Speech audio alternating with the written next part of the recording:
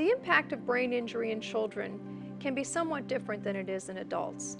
One of the things that tends to happen is that it will frequently derail the development process, so that as a child becomes injured at a certain place in time, their regular developmental milestones that would typically continue to occur in a normal child may become delayed or actually never really fully develop. The problems may really go unnoticed until the child starts to have problems in school.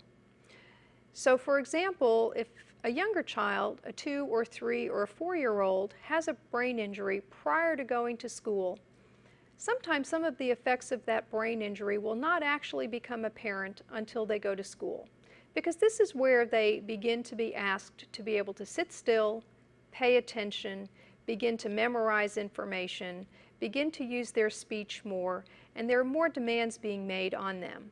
They're also sitting in environments with a lot of other children, and there's lots of stimulation going on. Brain injury in children, especially concussions, is often unidentified, and frequently parents are unaware of how even a brief loss of consciousness or a brain injury will affect the development of their child.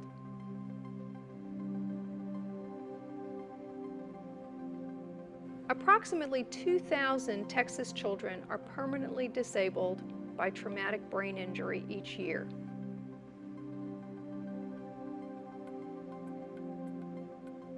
During the 2002 and 2003 school year, only 1,119 Texas students received special education services in traumatic brain injury.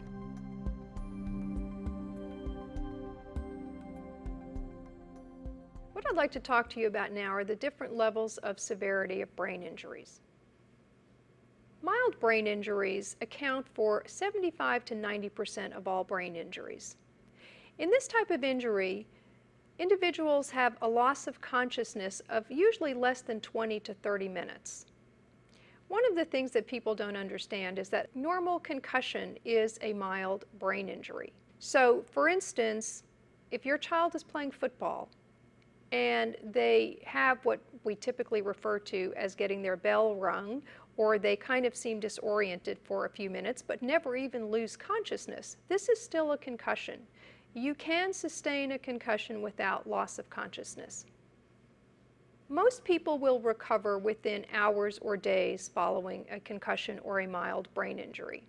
However, a small percentage of the people may have problems over time, and some of these problems can include headache, attention problems, some short-term memory problems, some fatigue, and some emotional difficulties. One of the things that you want to be aware of with mild concussions is that they are cumulative over time. So if your child sustains a concussion while they are playing a sport, it is probably not a good idea to let them go back out and play that sport again, at least not for 6 months or a year. And even after that, if they continue to sustain concussions, these things accumulate over time and their injuries will become more severe with each concussion that they sustain. The next type of brain injury is a moderate brain injury. 8 to 10% of all brain injuries fall in this category. For someone to have a moderate brain injury, usually the loss of consciousness is less than 6 hours.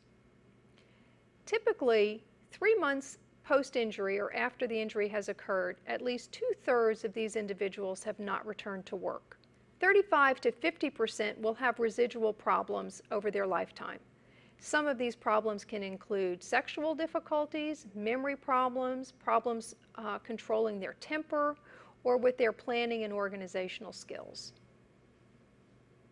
A severe brain injury is the last category. Fortunately, less than 10% of all injuries fall in this category, but this is where somebody's loss of consciousness is 6 hours or more. Oftentimes what you hear referred to as someone in a coma is someone who has had a very, very severe brain injury. With this type of injury, you can have cognitive problems, emotional and behavioral problems, and physical problems. These people frequently become very socially isolated. They often have very significant psychiatric problems, and this is the group of people that are likely to have the long-term impairments that we typically associate with brain injury. Traumatic brain injury accounts for more years of lost productivity than any other type of injury. More than 5,700 Texans are permanently disabled by traumatic brain injury each year. One of the things I'd like to talk to you about now are the myths about brain injury. I believe that brain injury is very, very misunderstood, partly due to the fact that television and movies do not portray the effects of brain injury very realistically. One of the major myths associated with brain injury is that when someone has visibly healed and that their physical problems are completely healed, that is a sign that the brain has healed. And in reality, that is not true.